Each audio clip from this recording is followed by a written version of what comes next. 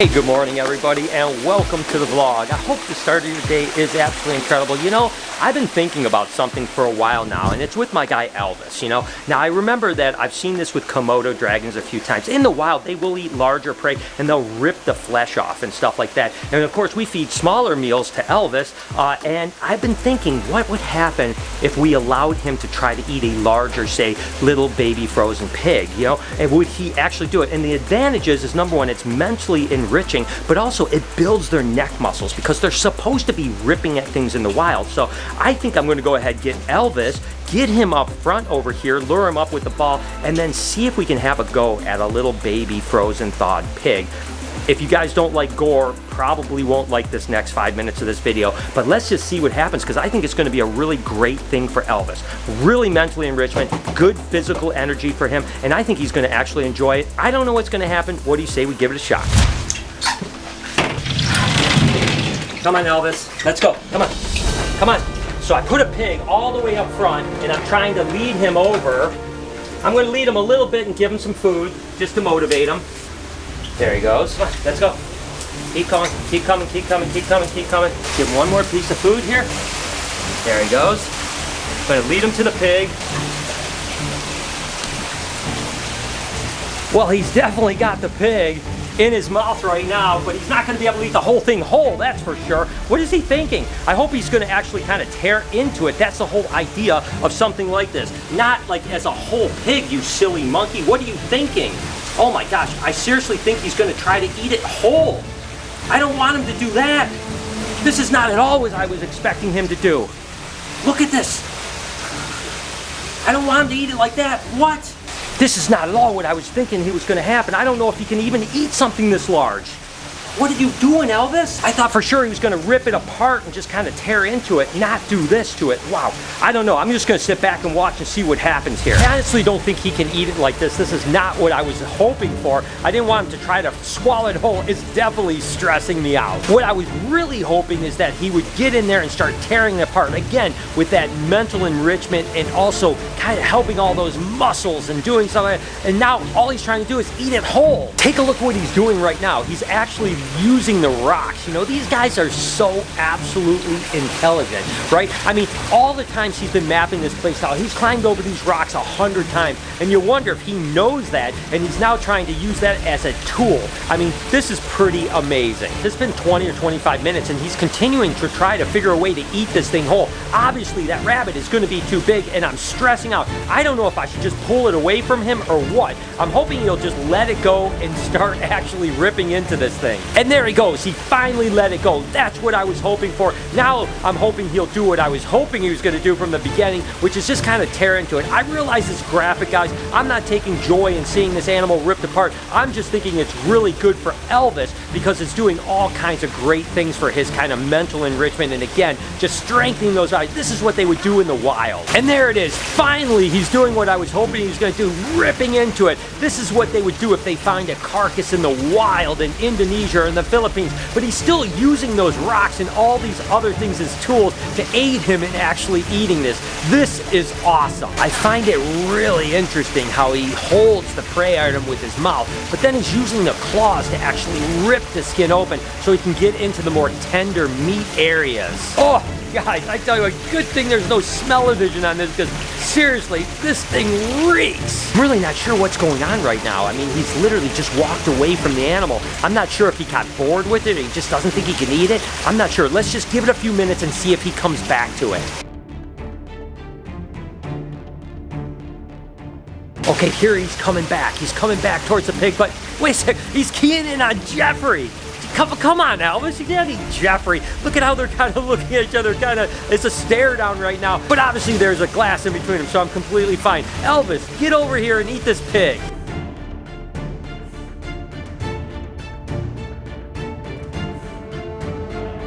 So there he is, he's back at it. And listen guys, like I said, I don't take any joy in seeing this. This is just nature. It's good for him. This was a frozen thawed pig anyways. And the truth is although it's graphic and it's kind of, you know, wild, that one of the most amazing experiences I've ever had in my life was at my feet watching cheetahs eat an impala. And you know, as much as nature can be brutal, it's awesome to see it. And this is really what nature is all about. You gotta remember guys, Elvis has never had to work for his food, right? We cut it up, we give it to him, all that type of stuff. This is the first time that he's had to do what they do in the wild. And again, it's good for him, right? It's strengthening those muscles. It's making his mind work how to get to that prey. This is something that we're definitely going to want to probably do at least maybe once a month or every 6 weeks, because I think this is really, really good for him.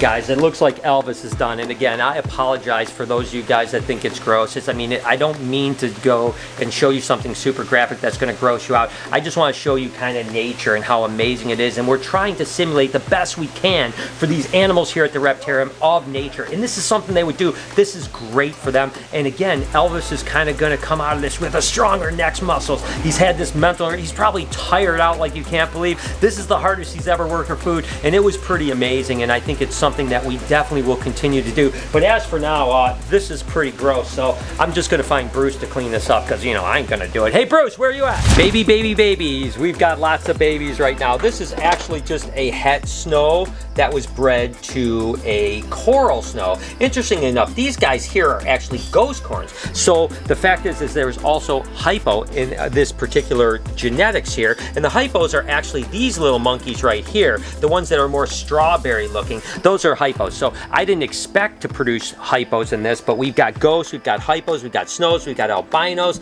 all kinds. We even have normal corn snakes, and these are all that coral snow line, that really beautiful pink line. So these are absolutely gorgeous little babies. Lots of corn snakes this year. You guys know that we love corn snakes. We had a really banger of a corn snake year. A bunch of corn snakes that hatched up. This was actually a triple het snow stripe corn that was bred to a coral snow. So everything in here is het for striped corn, but it's also got some coral stuff. We've got some black corns right here. Here's another little black corn over here. Of course, we just have one little coral snow corn right here, and then some double hets and so on like that. So again, we could produce some snow striped corals here in the future. That's why we did this breeding. So we'll raise some of these guys up, breed them in the future here in another couple years, and produce some really beautiful snow striped corals. It's going to be absolutely incredible. Finally, had that one clutch that was a Wasabi Orange Dream to a normal that hatched out, that I was really happy with the odds, because I had mentioned there's only 3 eggs, and I really wanted to add some more Orange Dream stuff. And first off, we got this pastel Orange Dream, unbelievably beautiful. I tell you what, the Orange Dream really adds a tremendous amount of color to that. I mean, just pops it. It's absolutely incredible.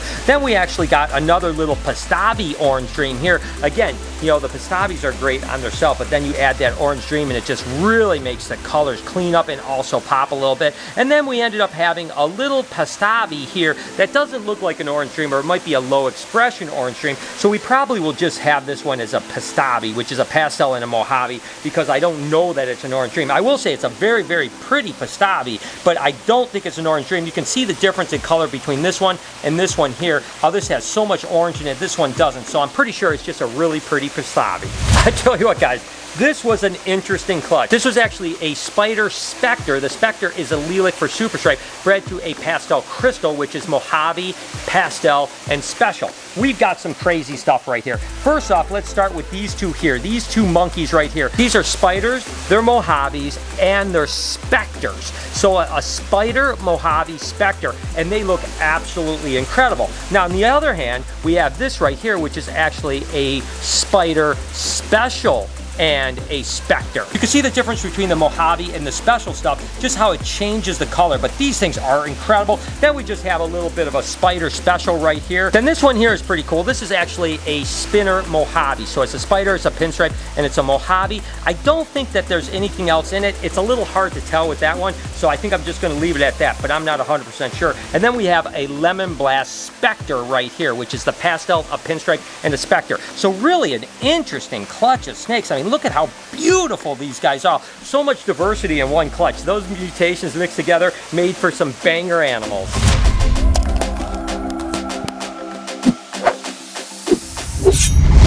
We have a clutch of ball pythons that are the majority already pipped out. You know, in the incubator, things are starting to really pop. It's hard for me to even keep up, to be honest with you. It's just a pastel female bred to a pin calico yellow belly. So we can see we have a little lemon blast right here that's not quite out of the egg. We do have just a normal yellow belly right here that is 100% out of the egg. And then we have a bunch of heads poked out and stuff like that. So who knows, you know, we could potentially produce lemon blast calico yellow bellies, which would be the kind of pinnacle animal in this. Let's go ahead and cut the rest of these eggs, even though most of them are already pipped. We know this one's here, so let's move on to egg number 2. Egg number 2. Okay, first one we cut, but egg number 2, because the first one's basically already hatched. And it looks like, wow, guys, I think we hit the lemon blast calico yellow belly right off the rip. Man, that's a cool snake. Holy moly, is that thing beautiful. And usually the pinstripe doesn't have a lot of calico to it. This one is a ripper. That's about as most white as I've ever seen on a lemon blast before. So this one is going to be absolutely incredible when it hatches out. Wow, right off the rip we crushed it. So that's awesome. But we still have a bunch of eggs to go. We'll just go ahead and just see what is in the rest of this clutch. What do we have here? Ooh, that's a pretty snake right there. That looks like maybe a pastel. It's definitely a pastel yellow belly. Could be a pastel calico yellow belly with like low white because it's really, really beautiful. Nevertheless, gorgeous snake, gorgeous snake. Egg number 3. I guess actually egg number 4 because the first one we didn't cut. And another lemon blast calico yellow belly. This one isn't as high white as the first one, but still absolutely incredible. Oh my gosh, these things are so cool. When these crawl out of the eggs, you guys are gonna love them. So that'll be in the next few days. I'll give you the update on that. You're gonna freak out. Wow, to get 2 of the fall gene animals already is pretty freaking spectacular. Let's see what we have here. What do we have here? What do we have here? Oh, I gotta just cut it just a little bit more just to see what's going on. Definitely a lemon blast. Definitely looks like another lemon blast calico yellow belly. Oh my gosh, we've had 3 of them out of the first 5 eggs. How crazy is that? These things are so badass. I mean, that is awesome. And we still have 4 eggs to go. I couldn't imagine odds being better than that. That is for sure. And then out of nowhere, we just get a normal ball python. Again, odds are pretty long that you're going to produce a normal ball python, but that's what we did. So let's go ahead. 3 eggs to go. All right, here we go. What do we got here? Looks like just a lemon blast, but it looks like a lemon blast yellow belly. Really pretty high color, but you can see the difference when you got that calico. It really fades it out a lot more than that. So this is just a lemon blast, which is a pastel pinstripe and a yellow belly. All right, a couple more eggs, and we are done. So this is a pin calico yellow belly. So this is just like Daddy. Pin calico yellow belly, just doesn't have the pastel in it. And the last egg, let's see what we got here. Ooh, dog, I tell you, what a clutch, man. I tell you what. So it looks like a pinstripe. Maybe a calico pinstripe. Yeah, it looks like a calico pinstripe most likely. Not a yellow belly in that, not a pastel in it, but how? Wow, we produced 3 lemon blast calico yellow bellies. How amazing was that? Again, I realized that that footage was pretty brutal in some ways, but that was nature and it was really a great enrichment for him. I hope that you guys enjoyed it. It was something that I, although didn't maybe take enjoyment of seeing an animal get ripped up, was definitely interesting, and I know it was really good for Elvis. So I appreciate the fact that you guys are tolerant of me. If you enjoyed this video, here's a playlist of a ton of animals feeding. You can roll through if you so choose.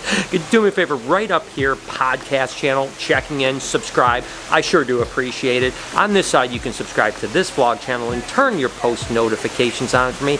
Have an absolutely wonderful day. Remember, be kind to someone, and I promise I'll see you tomorrow.